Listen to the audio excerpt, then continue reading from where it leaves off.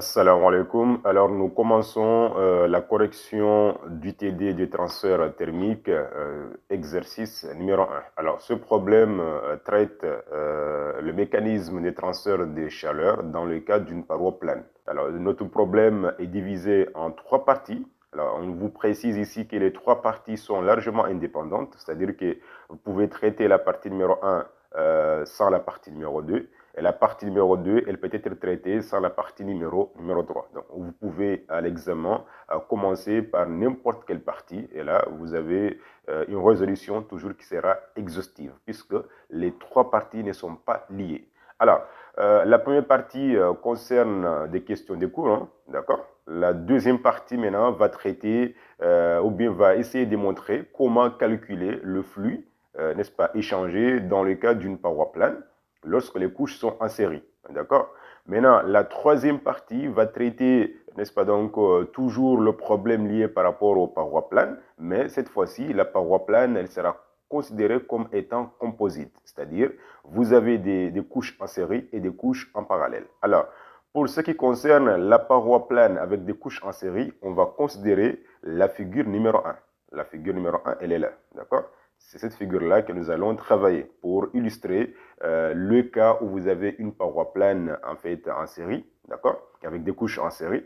Et maintenant, la figure numéro 2 va traiter le cas où vous avez une paroi plane composite avec des couches en série et en parallèle, d'accord. Donc, une paroi composite, c'est une paroi dont vous avez des couches en série et des couches en parallèle. On est d'accord? Alors, la question numéro 1 qui concerne la question liée par rapport aux notions des cours, on vous demande de donner l'expression de la résistance thermique conductrice d'une paroi plane. Alors, d'après le cours, l'expression de la résistance thermique d'une paroi plane, elle est donnée par rapport à cette fameuse relation. Donc, la résistance thermique est égale à l'épaisseur de la paroi, d'accord, exprimée en mètres, divisé par la conductivité thermique du matériau exprimée en watts par mètre Kelvin, fois la surface de la paroi, exprimée en mètres au carré. Donc, la résistance thermique s'exprime en Kelvin par watt. D'accord? Voilà. La deuxième question nous demande de donner le schéma électrique équivalent d'une paroi plane lorsque les deux faces sont isothermes. D'abord, nous représentons, n'est-ce pas, donc la résistance thermique de la paroi. Voici la température au niveau de la face supérieure et la température au niveau de la face inférieure. Alors, pour moi, lorsque vous représentez en fait l'évolution du flux, alors il faudrait que vous sachiez d'abord quelle est, n'est-ce pas, la phase où la température est plus élevée. Alors, dans mon hypothèse à moi, je vais supposer que la température T2 elle est supérieure par rapport à la température T1. Alors, ce qui signifie que le flux maintenant va être orienté de T2 vers T1. Alors, si vous supposez que la température T1 est supérieure par rapport à T2, dans le cas que nous avons ici, alors le flux sera dirigé de T1 vers T2. Donc, le flux, n'est-ce pas, il se propage toujours du fluide chaud vers le fluide froid. Donc, du corps chaud vers le corps froid. D'accord? Voilà. Alors là, je suppose que la température T2 est supérieure par rapport à T1. Donc, voici l'orientation du flux. Donc, il faut faire l'analogie pour bien, en fait, maîtriser les concepts des mécanismes de transfert thermique. Alors, la résistance thermique, par équivalence, la résistance électrique, la variation des températures correspond à la variation des potentiels. Et maintenant, le flux thermique correspond à l'intensité I du courant. D'accord? Super. Maintenant, on peut donner l'expression du flux. Alors, le flux, n'est-ce pas, donc, qui est là, qui correspond par analogie le courant électrique, est égal à la variation de la température divisée par la résistance thermique correspondante. Alors ici, vous avez l'expression de la résistance thermique correspondante. En remplaçant, vous aurez l'expression suivante. Maintenant, l'autre question nous demande de donner les hypothèses liées aux parois planes isothermes. Alors, tout d'abord, si on nous dit que, n'est-ce pas, les deux faces sont isothermes, cela signifie que la température de la paroi est indépendante du temps T. Alors, cela signifie que nous avons un régime qui est permanent. Et dans le cas d'un régime permanent, la variation de la température par rapport au temps est égale à 0. D'accord? Parce que la température ne dépend pas de la variable T. Alors, deuxième hypothèse. Si nous sommes dans le cas des mécanismes de transfert de chaleur, la deuxième hypothèse à considérer est que le transfert thermique est unidirectionnelle. Alors, dans notre cas, dans nos études, on va toujours supposer que la température doit toujours être portée par X, c'est-à-dire la température varie en fonction de l'épaisseur de la paroi. Alors, troisième hypothèse est que dans nos études, nous allons considérer quasiment constant, n'est-ce pas, la valeur de la constante lambda du matériau. Alors, dernière hypothèse, si nous considérons que les deux faces sont isothermes, alors il n'y a pas de dissipation d'énergie interne. Donc, la densité volumique est égale à 0. Alors, ces hypothèses nous renvoient à quoi? Nous renvoient donc, si vous voulez, à un mécanisme de transfert de chaleur, n'est-ce pas, en régime permanent, sans dissipation d'énergie interne. Donc, quand les faces sont isothermes, vous êtes en face d'un régime permanent sans dissipation d'énergie interne. D'accord? Super. Alors, passons maintenant à la partie numéro 2 de notre problème. Alors, après avoir traité, n'est-ce pas, la partie numéro 1 qui portait sur les questions du cours, on va maintenant s'intéresser à la partie numéro 2 qui traite maintenant le cas d'une paroi plane simple. D'accord? Alors, la question demandée est de déterminer le coefficient global d'échange de la paroi et de déduire le flux thermique échangé. Alors, dans un premier temps, nous allons tout d'abord analyser le schéma, n'est-ce pas, que nous avons ici. Alors, qu'est-ce que nous avons? On voit très bien qu'on nous a indiqué ici la température T1 qui correspond à la température de la face extérieure de la paroi. Nous avons ici la température T2 qui correspond à la température de la face intérieure de la paroi. Et là, vous voyez ici, il y a TI et TE. Cela signifie qu'il y a échange par convection entre l'air intérieur et la face intérieure. De l'autre côté, c'est la même chose. Vous avez TE, cela signifie qu'il y a échange par convection entre l'air et la face extérieure de la paroi. Alors, nous regardons d'abord les données de notre énoncé. On voit que nous avons HI et HE. Cela signifie que le coefficient de convection HI correspond à l'échange entre l'air, n'est-ce pas, et la face intérieure de la paroi. Et maintenant, HE correspond au coefficient convectif entre l'air et la face extérieure de notre paroi. Alors maintenant, nous représentons tout d'abord les différents coefficients. Alors là, vous avez premier échange, d'accord? L'échange convectif entre l'air et la face extérieure de la paroi. Et de l'autre côté, vous avez l'échange convectif entre la face intérieure de la paroi et l'air intérieur. D'accord? Alors, maintenant, comment peut-on calculer le coefficient global d'échange? Alors, pour ce faire, on va tout d'abord modéliser le schéma électrique équivalent. D'accord? Alors, le schéma électrique équivalent sera fourni comme suit. Alors, il faut d'abord identifier les différents échanges. Alors, qu'est-ce que nous avons? Entre TE à T1, nous avons une convection. Donc, nous avons une première résistance. Résistance, en fait, convective. Hein? Alors, entre T1 et T2, nous avons échange par conduction thermique. Donc, nous avons une résistance R2. Alors, entre T2 et TI, nous avons un échange par convection. Donc, nous avons une résistance R3. Donc, première résistance de l'échange échange convectif du moins. Entre T1 à T2, échange conductif, résistance R2. Entre T2 et TI, nous avons un échange convectif, donc résistance R3. Alors, dans le cas d'une paroi plane, quand les couches sont en série, il faut toujours avoir l'habitude de travailler avec les résistances surfaciques. Donc, moi, je vais modéliser le schéma électrique équivalent en considérant les résistances surfaciques. Donc, de TE à T1, nous avons la résistance surfacique R1. De T1 à T2, nous avons la résistance surfacique, n'est-ce pas, R2. Et de T2 à TI, nous avons la résistance surfacique R3. Alors, là, on peut maintenant donc montrer l'évolution du flux. Comme la température extérieure, elle est supérieure à la température intérieure, donc le flux va se diriger du corps chaud vers le corps froid. Alors, là, maintenant, on pose l'expression du coefficient global d'échange. D'après le cours, K est égal à 1 sur la résistance globale surfacique de la paroi. Alors, à quoi vaut la résistance globale surfacique de la paroi? C'est la somme, hein, puisque la paroi est en série. Alors là, on peut remplacer. Alors, à quoi vaut R1? R1, nous avons dit que c'est la résistance surfacique dans le cas d'un échange convectif. Hein. Alors, le R est donné par la relation suivante. Hein. Donc, R1 est égal à 1 sur HE. Voilà ce que j'ai marqué. Le R2 maintenant, c'est l'échange par conduction thermique. Donc, c'est égal à E divisé par la conductivité thermique du matériau. Donc, on aura E sur lambda. Maintenant, à quoi vaut la résistance surfacique de, n'est-ce pas, R3?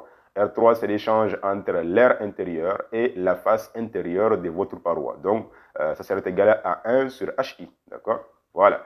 Alors, à partir de là, on doit remplacer les données, sachant que l'épaisseur doit être en mètres. Vous l'avez ici en centimètres. Ça va vous donner 0,2. Donc, après calcul, on trouve que le coefficient global d'échange est égal à 5,75 watts par mètre carré Kelvin. Voici l'unité, n'est-ce pas, du coefficient global d'échange. Alors, la question suivante nous demande de déduire le flux thermique échangé. Alors, par définition, le flux échangé, connaissant le coefficient global d'échange, est égal à K fois S, facteur de la température, n'est-ce pas, la plus élevée, moins la température la plus basse. Donc, vous avez TE moins TI. Alors, on connaît TE, on connaît TI, on connaît K, on connaît S. Alors là, on peut faire l'application numérique. On trouve que le flux thermique échangé est égal à 1150 watts.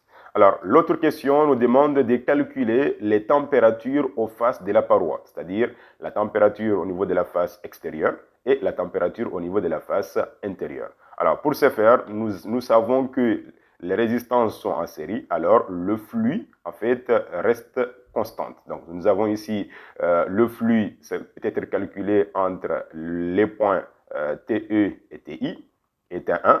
Il peut être calculé aussi entre les points TE à T2. Il peut être calculé aussi entre les points T2 et TI. D'accord? Donc, pour ce faire, on va poser les deux équations suivantes. C'est-à-dire, comme nous avons modélisé le circuit équivalent en fonction des résistances surfaciques, alors on doit utiliser la densité surfacique. Si vous avez modélisé le schéma électrique équivalent par les résistances thermiques, alors vous devrez travailler avec le flux. D'accord? Super. Donc, nous avons ici que la densité surfacique est égale au flux divisé par la section, n'est-ce pas, droite de votre paroi. Alors, nous avons déjà calculé le flux, raison pour laquelle j'ai posé ici que la densité, comme nous ne l'avons pas encore calculée, est égale au flux divisé par S. Et là, maintenant, je peux appliquer la formule de la densité entre TE à T1. Donc, vous avez TE moins T1 divisé par la résistance surfacique correspondante. Voilà ce que j'ai. Maintenant, je peux l'appliquer aussi entre TE à T2. Maintenant, on voit très bien que nous avons ici deux résistances. Par contre, si je l'applique entre T2 à TI, j'aurai une seule résistance. Donc, je vais l'appliquer entre T2 à TI. On y est. Donc, vous avez T2 moins TI divisé par la résistance, n'est-ce pas, surfacique correspondante. Voilà ce que j'ai. À partir de là, vous pouvez tirer l'expression de T1 et l'expression de T2. Alors, tout en sachant que le R1 qui est là est égal à 1 sur HE et que le R3 est égal à 1 sur HI, dès là, donc, on peut facilement trouver l'expression de la température T1, n'est-ce pas? Voici son expression en remplaçant R1 par son expression. Et là, on peut faire l'application numérique pour trouver une valeur de 36,4 degrés Celsius. De la même manière que T2, on remplace R3 par son expression qui est égale à 1 sur HI. Et de là, on peut aboutir à l'expression finale suivante. Et là, en remplaçant TI, le flux HI et S par ces valeurs, alors vous aurez, après calcul, que la température au niveau de la face intérieure de la paroi est égale à 35,8 degrés Celsius. Alors, la question numéro 2.2 nous demande de déterminer la répartition de la température dans le matériau en fonction de X. D'après le cours, nous avons dit que la répartition de la température dans le cas d'une paroi plane, elle est donnée par la relation suivante.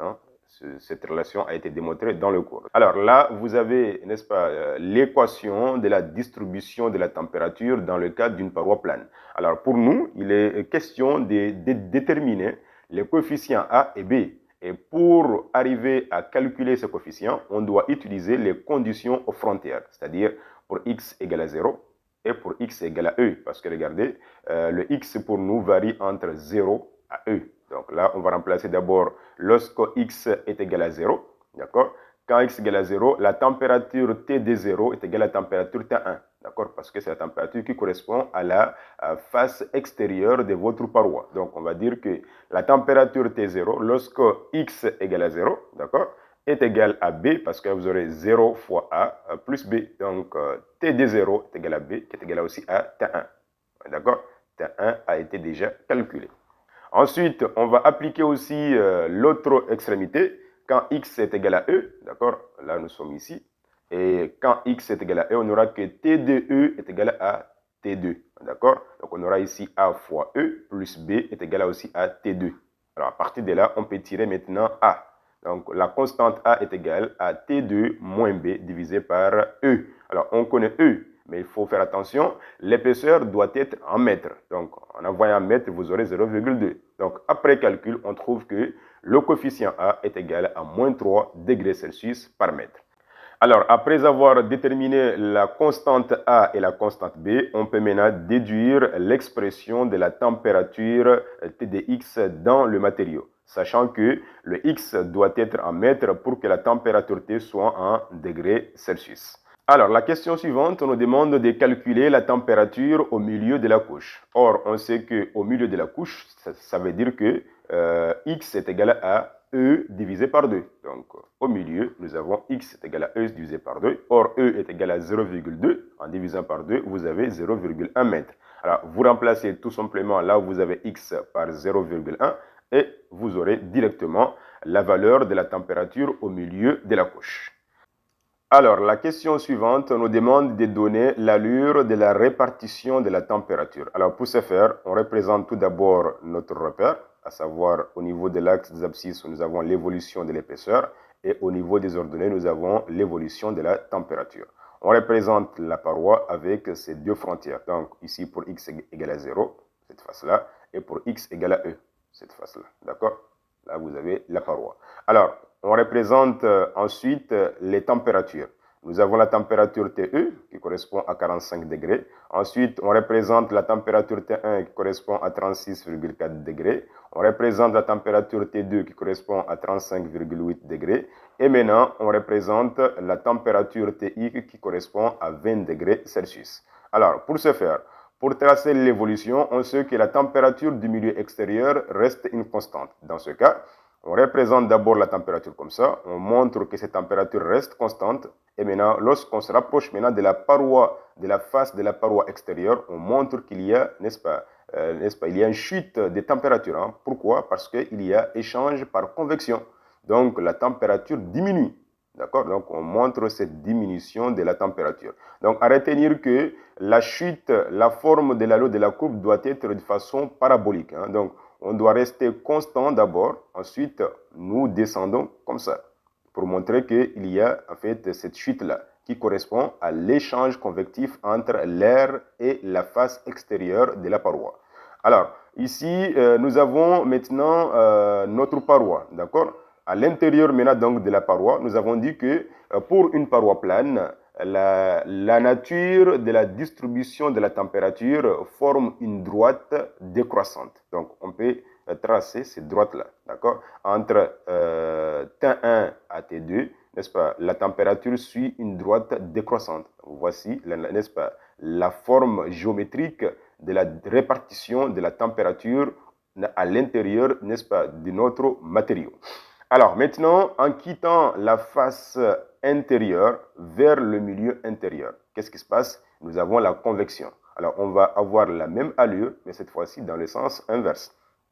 On montre qu'il y a, n'est-ce pas, une réduction de la température, n'est-ce pas, au fur et à mesure. Maintenant, la température va rester constante. Donc ici, vous voyez, la température du milieu intérieur reste constante à combien? À 20 degrés Celsius. Mais lorsqu'on s'approche maintenant de la paroi, la température augmente. D'accord? Donc ici, vous avez une diminution de la température, n'est-ce pas? Donc lorsqu'on se rapproche du milieu intérieur, pourquoi? Parce qu'il y a échange entre l'air intérieur et la face intérieure de votre paroi. Nous avons un échange par convection thermique. Voilà où s'achève la deuxième partie de notre problème. La troisième partie, elle traite une paroi composite. Hein.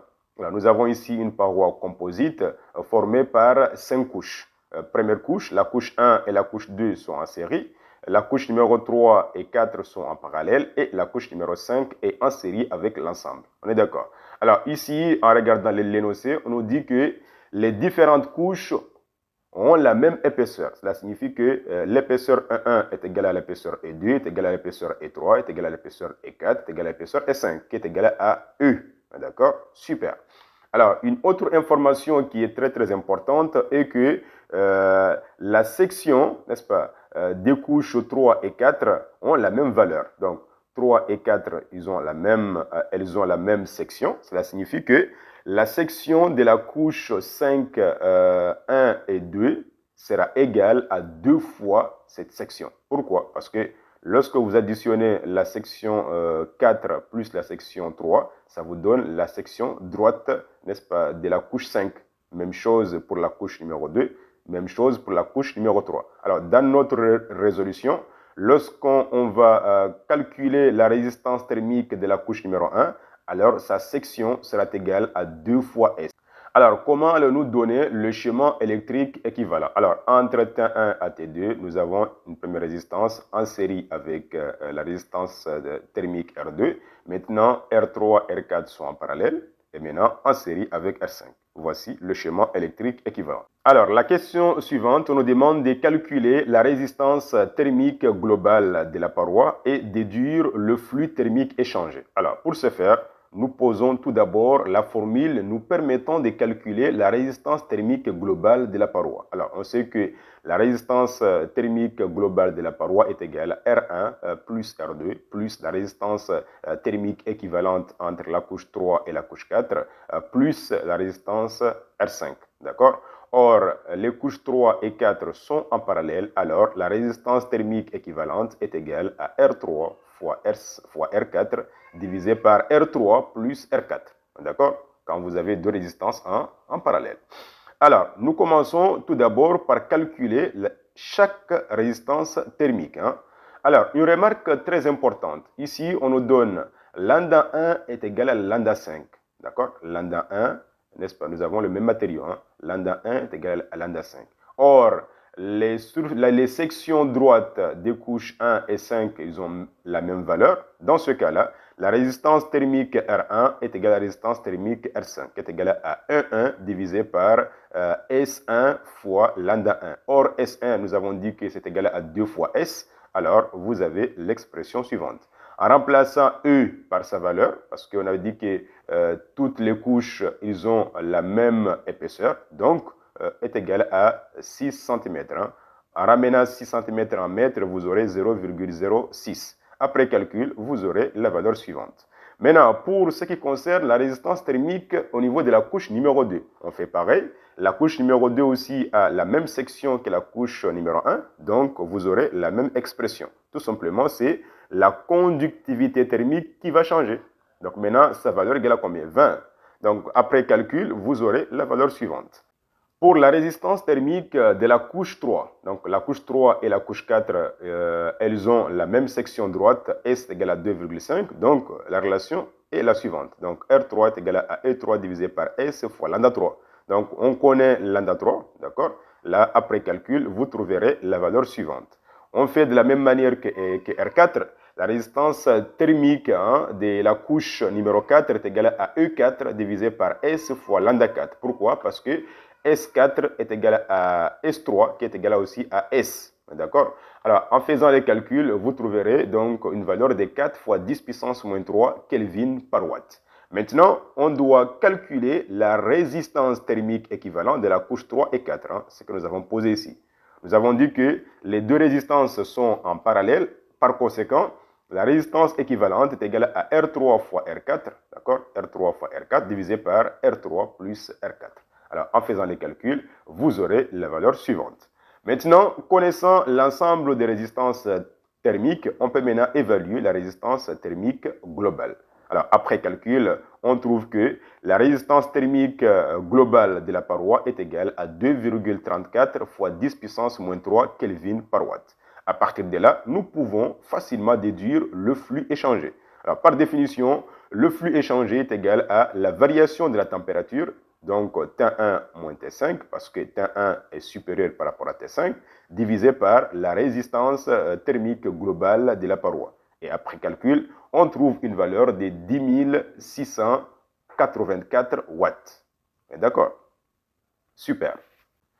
Alors, la question numéro 3.3 nous demande de calculer le coefficient global d'échange du matériau, c'est-à-dire le coefficient global d'échange de la paroi. Alors, d'après le cours, nous avons dit que le coefficient global d'échange de la paroi, lorsqu'on connaît la résistance thermique de la paroi, elle peut être déterminée par la relation suivante. Nous avons dit que le coefficient global d'échange K est égal à 1 divisé par la résistance thermique de la paroi multiplié par la section droite de la paroi. D'accord? Mais pour nous, nous avons dit que la section droite de la paroi est égale à 2 fois la section S. D'accord? Et à partir de là, on peut remplacer S par sa valeur et R par sa valeur. Et de là, les calculs nous donnent une valeur de 85,47 watts par mètre carré Kelvin.